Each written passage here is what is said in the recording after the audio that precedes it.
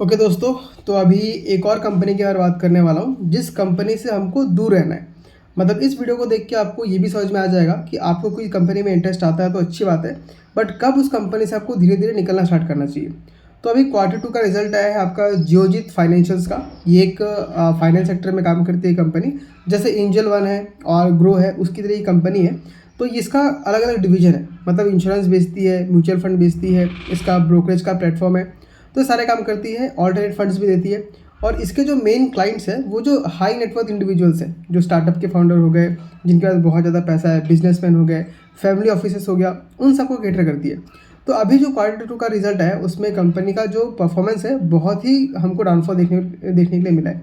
Almost अगर हम year on basis पे देखें तो 50% का हर चीज़ में गिरावट है। सेल्स में गिरावट है, प्रॉफिट बिफोर टैक्स में गिरावट है, पैट में गिरावट है, मार्जिन घटता हुआ नजर आ रहा है। फिर नंबर ऑफ क्लाइंट्स जो है वो भी बहुत अच्छा खासा ग्रो नहीं किया है। लेकिन ठीक है, बिजनेस में अभी मार्केट सेंटीमेंट उतना कुछ खास नहीं है। तो ज़्यादातर कंपनीज का, एंजल को देख लीजिए, 5 पैसा का देखिए, हर कंपनी का प्रॉब्लम ये हुआ है कि अब उनके जो प्रॉफिट है वो डिक्लाइन करते हुए नजर आए। बट यहाँ पे देखिए प्रॉब्लम कहाँ पे आता है। इन्होंने जो इन्वेस्टर प्रेजेंटेशन दिया है उनमें उसने सिर्फ अच्छे अच्छे बातें की हैं कि आगे जाके वो होगा, ये होगा, हम ये करते हैं, हमने पास्ट में ही किया था। बट यहाँ कहीं भी ये मेंशन नहीं किया हुआ है कि ये लोग का ये जो डाउनफॉल देखने के लिए मिला है किस कारण से हो सकता है। बिजनेस में प्रॉब्लम तो आएगा ही आएगा, बट उसको अगर आप क्लियरिटी नहीं देते, आगे क्लैरिफिकेशन नहीं करते, तो किसी भी इन्वेस्टर के लिए काफ़ी अनकंफर्टेबल होता है कि उस बिजनेस में बने रहे। खास करके जब आपका प्रॉफिट 50-50% से गिरा हो।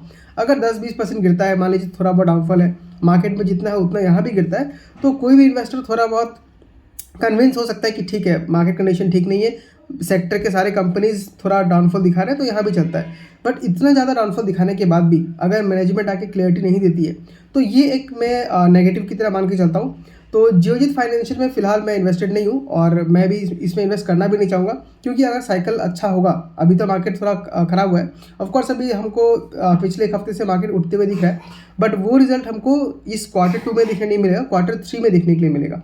तो अगर मुझको इन्वेस्ट करना ही है तो मैं ऐसे कंपनीज में करूँगा जो इस डाउन टर्न में भी अपने आप को मेंटेन कर पा रहे हैं। जैसे एंजल वन, उसका प्रॉफिट भी थोड़ा बहुत घटा है, बट क्वार्टर क्वार्टर प्रॉफिट देखें तो थोड़ा बहुत इंक्रीज कर रहा है, मतलब फ्लैट बोल सकते हैं। तो जो कंपनी इस डाउन टर्न में अपने आप को मेंटेन कर पा रही है, जब वापस अप साइकिल स्टार्ट होगा तो वो अच्छा खासा प्रॉफिट कमा सकती है आराम से।